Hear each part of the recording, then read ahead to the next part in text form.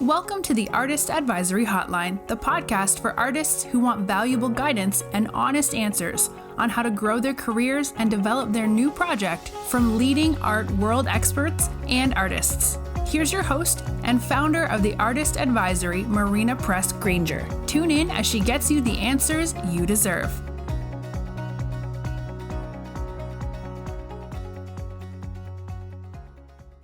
Hello, artists. I'm your host, Marina Granger, and today we're going to talk about New York City Art Week. Now, just like in Miami, there's a huge art week in December, there's a big art week in May in New York City. And, there's one in London in October, there's one in Basel, Switzerland in June. And all over the world, right? There are art weeks like that. There's usually a big fair that comes to town and smaller art fairs that pop up around it.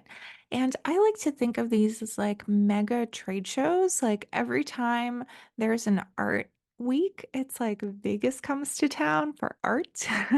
And it's just a really great space for arts professionals like curators, gallerists, artists to see what is going on, what is new, what's being shown, put their finger on the pulse of the art world and especially the art market when it comes to the bigger fairs, right? Because there's actually many different art worlds, there's many different art markets, and when we analyze the fairs today as we go through them, you'll see what I mean exactly.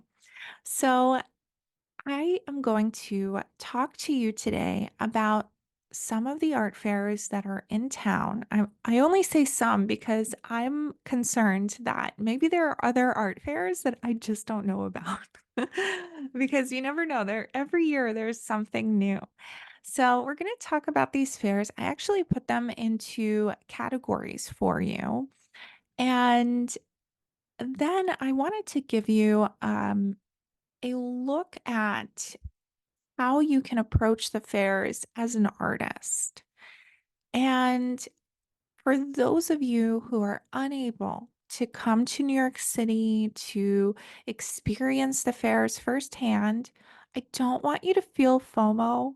Actually, feel JOMO. JOMO is the joy of missing out because think about how relaxed you'll be. You'll get so much sleep. And guess what? You're listening to this podcast. So you're going to know what's going on anyway, right? You don't need to actually be stomping around the art fairs. But if you are here, it is a really fun space. And I want you to approach it from a place of fun rather than what could be sometimes intimidation. I can tell you that I've been in the art world since 2004. That's a long time. And for many years, I had my my nervous system would like flare up every time there was an art fair week. And I think to myself, oh my gosh, I have to work so long or something like that. And now I'm approaching it out of the space of like, I get to do this. This is something I want to do, so it's fun. And in that way, I'm so, so grateful. And I feel so lucky to be living in New York City and having fun going to these fairs. So let me tell you about the art fairs. So first, we have Frieze. It's in its own category, and Frieze is the biggest art fair in town, meaning they're showing the most established galleries, and they tend to have the largest sales. Now, Frieze is an art fair that originated in London, but now it's like a mega, it's like a lifestyle, I want to say, because they have a membership, they have I believe they have a podcast, they have a magazine, and they have acquired two other really huge art fairs, Expo Chicago and the Armory Show. They show in LA and Seoul, Korea. And this is like this is a huge, huge brand, huge company. And so they attract some of the biggest collectors in the world. And they show these established galleries. And when you're walking through, you really see, you feel like you're in a museum sometimes. You might see a Joan Mitchell hanging on the wall. There's a lot of like secondary market, but it's very well curated in to the contemporary top tier market. And just to give you an idea, last year there was a George condo that sold at Frieze for $2.6 million. There was a Barbara Kruger that was a little bit earlier from 2007 that sold, but it sold during 2023, I believe, right? For $135,000, right? These are the types of sales happening at Frieze. But let's say you're also an emerging artist or you're interested perhaps in collecting emerging artists. There is a section in Frieze called Focus. And in this section, you have only younger galleries or smaller galleries with emerging artists that they wish to bring to this fair. And so, in that way, you get a really clear hierarchy when you're there, right? But it's really fun to see. And it's at the Shed, luckily this year. The Shed is a cultural arts space in the Hudson Yards neighborhood of New York City, which is just north of the Chelsea neighborhood where there's, you know, I want to say a million galleries, but that's not true. Probably just close to 1,000 galleries or something like that. And in when you go into the Shed, it feels very manageable to see the entire art fair. It's not like going to Art Basel Miami, where you're walking in and there's like 300 galleries and it's a huge convention center and you don't know where to start, right? This is quite manageable. There's fewer galleries showing, and you get to see most of it. Every time I've gone to Frieze, I saw the whole thing. And I believe there's two or three, maybe like two and a half floors of artwork to see there. So it's really great. I would recommend it. And while you're there, because of the level of the art fair, I just want you to notice the way that it's designed. We always say in the art world, the wider the aisles, the better the fair. But I mean, it doesn't mean that it's better. It just means that the wider the aisles, the richer the fair because they can afford to have space that is not bought by a gallery to exhibit the artwork. And so, for those of you who are like really unclear about art fairs or very new to this, the idea behind art fairs is yes, they're kind of like a trade show for the art world, and galleries purchase a booth inside an art fair and they bring the artists that they want to exhibit there. They tend to bring work that they feel will be more likely to sell or work that they have been selling very well in the gallery and they want to sell more of it, right? And so we'll talk about that a little bit later on in this episode, but just to give you that overview. And it might seem really obvious if you've been in the art world for a while, but I this is a very democratic space. All right. Now, you guys, I want you to keep a lookout. This is going to be like our fun thing. If you're going to freeze, there is a really it's like I could not believe this. I was looking I think I was what was I was reading something, and Balenciaga, which is like this really cool, like fancy luxury brand, they have a packing tape bracelet. So it looks like a roll of packing tape, except when you look through the clear packing tape, it has the logo of the brand, Balenciaga. And I guarantee you that this is going to be the fair where if you were going to see this bracelet on anyone, it would be at this fair. And the moment I saw this, I was like, oh my gosh, there's going to be an art handler who accidentally uses this $4,000 bracelet that belongs to a gallery director. It's going to happen. Anyway, okay, side note. So, all right. So let's go into our next category. I feel like, by the way, I could deliver my jokes better, but I've got my husband for that. He's a comedian. So, all right. So, the next category, we have 3 art fairs. I wanna say almost like 3.5, let's say. So let me tell you about them. So we've got Esther Art Fair, which is absolutely new. We've got Future Fair, and we've got NADA, which is the New Art Dealers Association.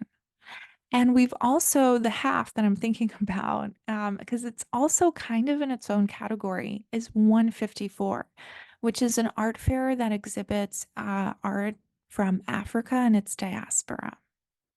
Now, one thing about all of these fairs, well, except for NADA, I'm actually not sure. I haven't done my deepest research on NADA because I kind of take it for granted. I'm like, oh, I've been to it a million times. It's been around forever. But Esther Art Fair, Future Fair, and 154 were all founded by women, which is so exciting. And uh, I feel like we can really celebrate that. So I'll tell you all about that. But the reason I put 154 in its own category is because it's a bit of a niche. They're only showing artists from Africa and its diaspora, but on the type of level of artwork that's being shown, I think it's comparable to Nada, to Future Fair, and also they undoubtedly have wider aisles now, so to speak. They've been around for 10 years, and I bet they have more expensive artwork. So there's probably more of a Frieze vibe in some areas at 154. Now, I haven't been to the fair yet this year, but that's what I'll leave you with for now. And yes, it was founded by a woman, Taria El Glaoui, who also graduated from my alma mater. So that's really exciting. I looked and we didn't quite overlap, but we both graduated from Pace University. That's where I went for my undergrad. So I can't wait to see this fair this year and hopefully see her and tell her that. It's my favorite thing to tell women that are really cool and powerful that I went to the same school as them. Because when I met Ruth Bader Ginsburg, and yeah, I guess I'm putting them in the same category, sort of, that I met Ruth Bader Ginsburg and we went to the same school when, we were both kids, but at different times, obviously. But I met her and I said, oh my gosh, we went to the same school. And she looks at me and she goes, not at the same time. And I was like, well, that is why you're a genius. All right. So let's go into Esther Art Fair and also Nada and Future Fair. So let me start with Esther. Again, I haven't been there yet. It actually opened on Tuesday, and I'm going on, or wait, did it open Tuesday or Monday? Oh, yeah, yeah. But anyway, I'm going on Wednesday. And the name of the art fair, you're thinking, like, who is Esther? Well, the fair started, it was put together by Margot Samuel, who has a gallery in Tribeca, and Olga Timnikova, who has a gallery in Estonia with her partner, right? Her business partner. And the art fair is in the Estonian House on 34th Street on the east side. And it's called the Esther Art Fair because they wanted to create a name that was evocative of a very powerful woman of Estonia and also the East Side, right? So, and also the East, right? Sorry. I mean, I think they were really, I'm thinking the East Side of Manhattan. They're thinking the East Side of Europe, right? So Esther is the name that they came up with. And I believe that the galleries are really, really happy showing there because one of the points of starting this art fair for these two women was to create a lower price to entry for these galleries. They get to spend a little bit less on a booth. And my thought here is, and this is absolutely not official information. Excuse me. My thought is that they are sponsored by the Estonian House, right? A little bit. And that's probably why they can afford to have less expensive booths for their artists. And so it's a mix of international galleries, some from New York City, some I see that are really established, and some are really young. So there's going to be a mix here, I believe. But the most exciting thing about this fair, I think, is that it's going to feel very cozy compared to the more kind of like sterile look of an art fair sometimes, which has, sometimes it comes up in a convention center or a big giant tent, but it's usually like a white space.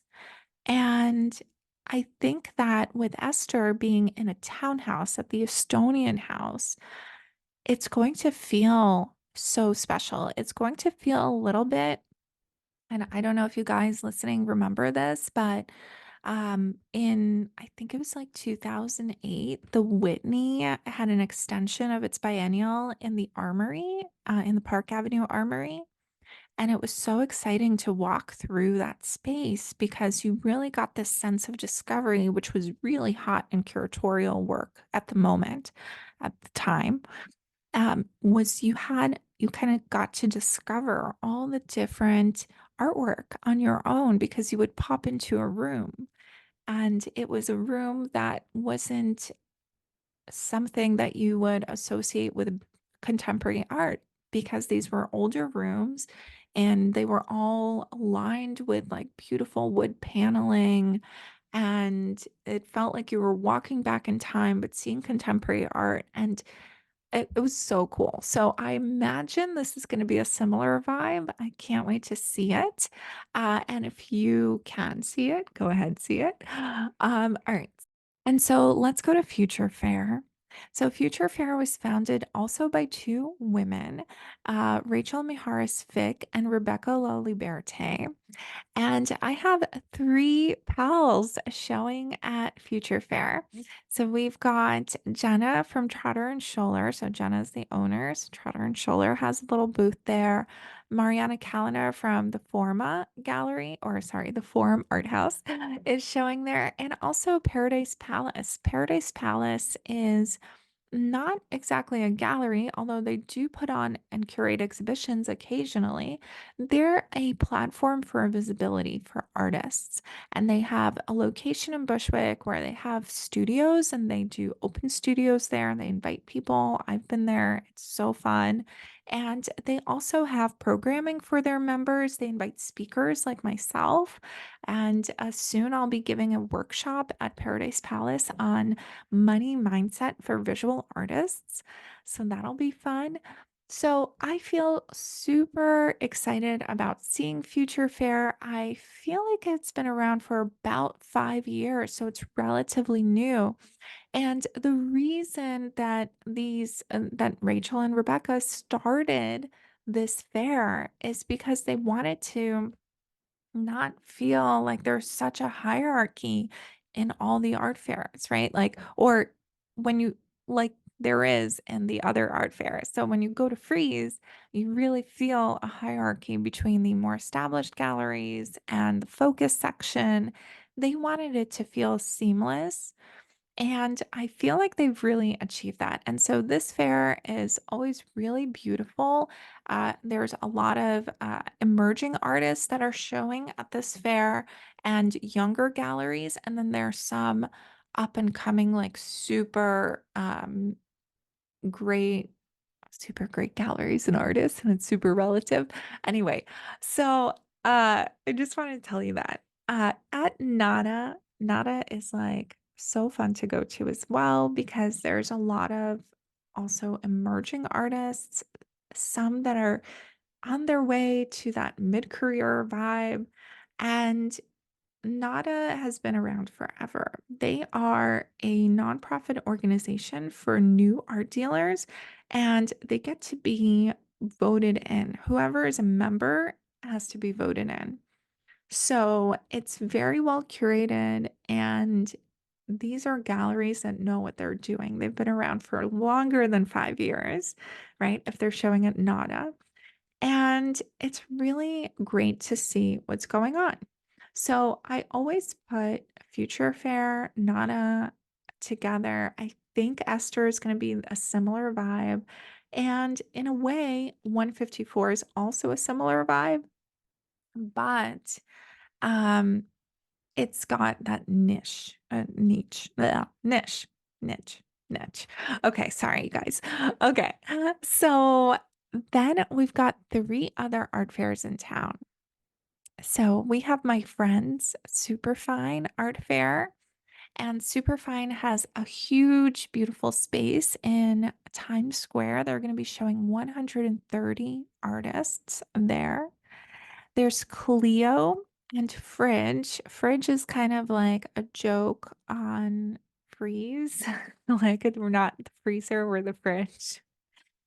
And so these three art fairs are in their own category because they exhibit the independent artists who do not go there with a gallery. And so it's interesting to see that there is this ultimate democratization of the art world here.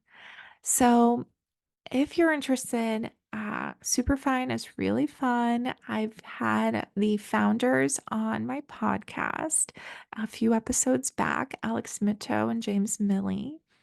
And they founded Superfine because James Milley is an artist and he was, hitting his head up against the wall, trying to get visibility, showing his work in a space where he felt safe, where it felt comfortable, and where it was appreciated. And so they decided to take matters into their own hands. They started an art fair, and since then, it's helped thousands of artists. They also have a podcast called The Artist Business Plan, and I've been on that podcast 3 times, and they're just so great. When I go to Superfine, I always see people walking out with artwork that they've bought, and that's something that you won't see at any of these other fairs that I've talked about because they're going to release the artwork afterwards, right? I think, although I wonder if at Future Fair they might release the work uh, when it's purchased, but I don't think so. Actually, don't. So I take that back. So with Superfine, with Clio, and with Fridge, you can actually walk in, grab the work, and walk out, as long as you pay for it. And so I wanted to tell you about all of these art fairs. And now you're thinking, okay, Marina, I'm going to go to these art fairs. What am I going to do? Right? How should I approach this? Should I just take pictures everywhere? Do I look for artwork that looks like mine? No, no, no.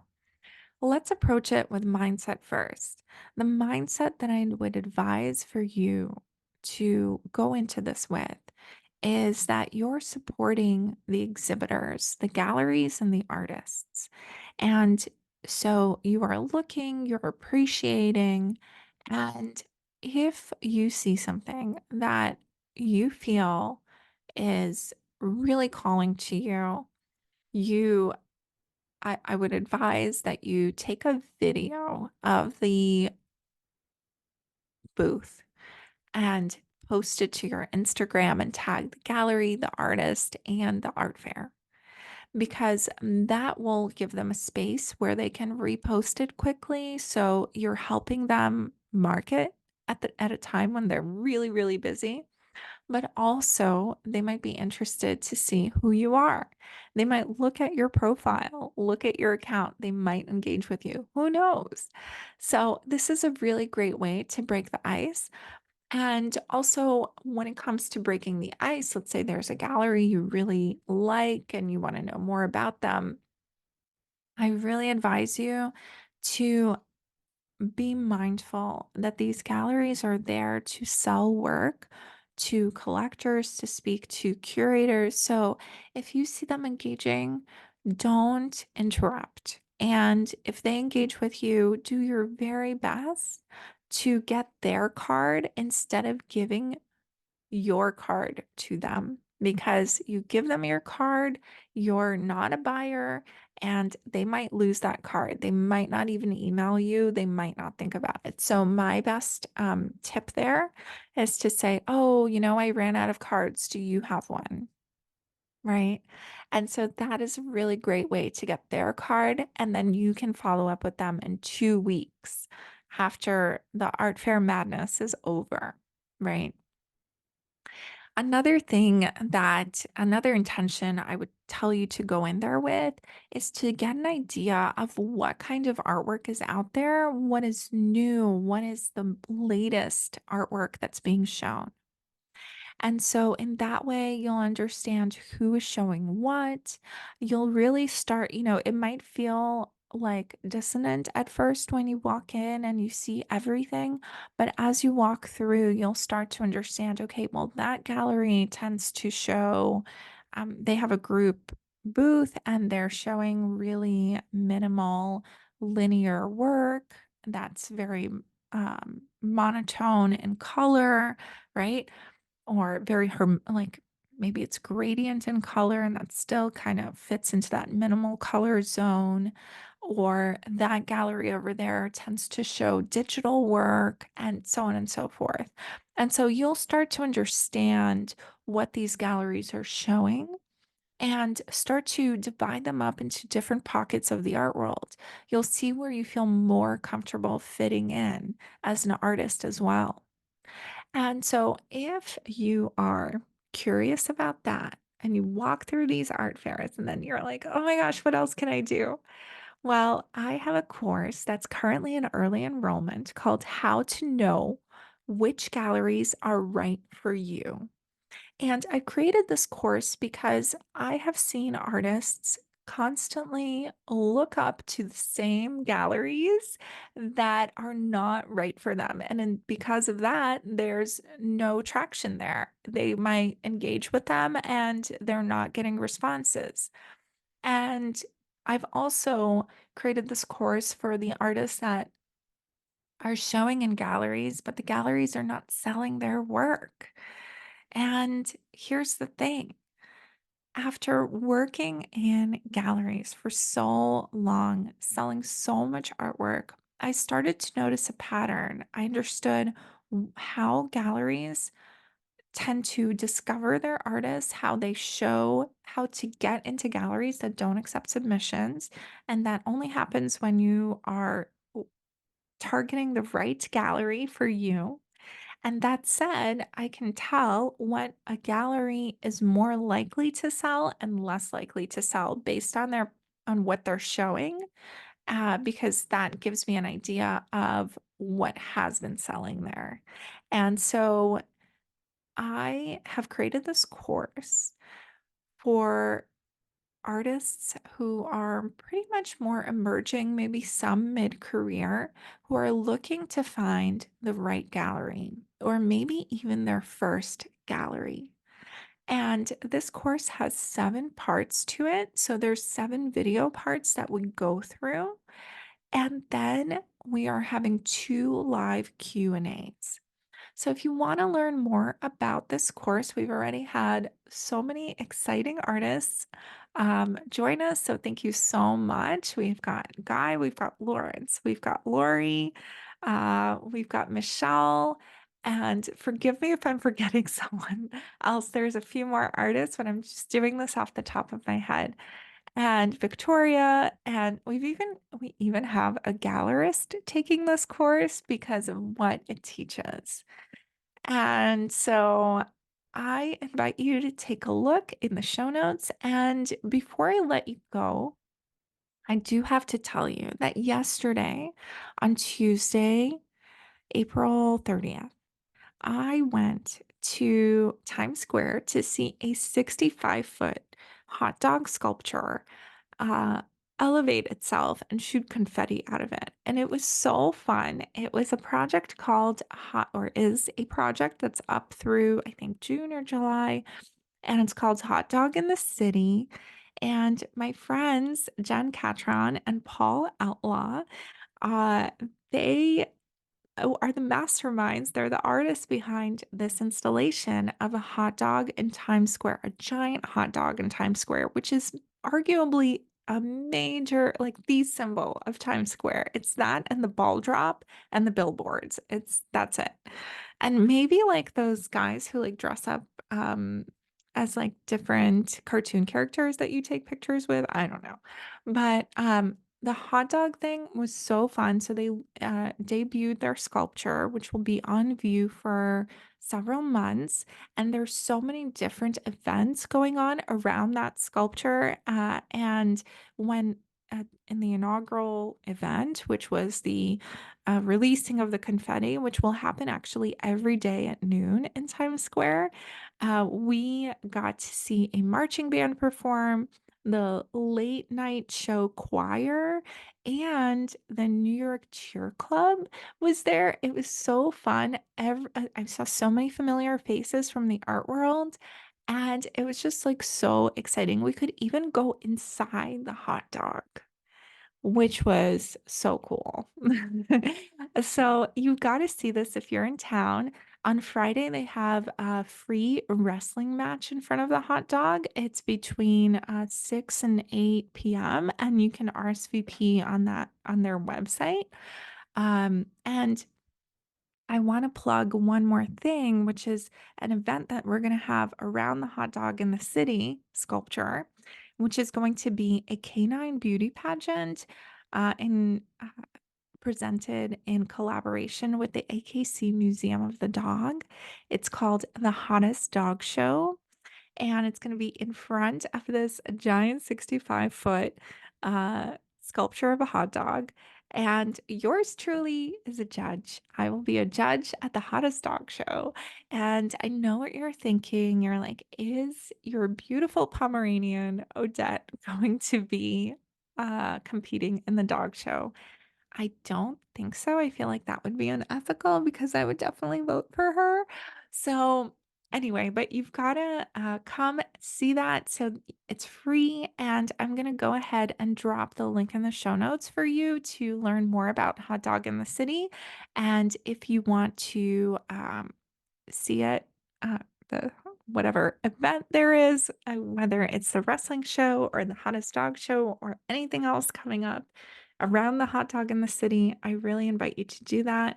It's so exciting to see that go up. So thank you so much for listening, and I'll see you next week. And I hope that you wear comfortable shoes if you go around all the art fairs this week. And I hope you enjoy it. Thank you.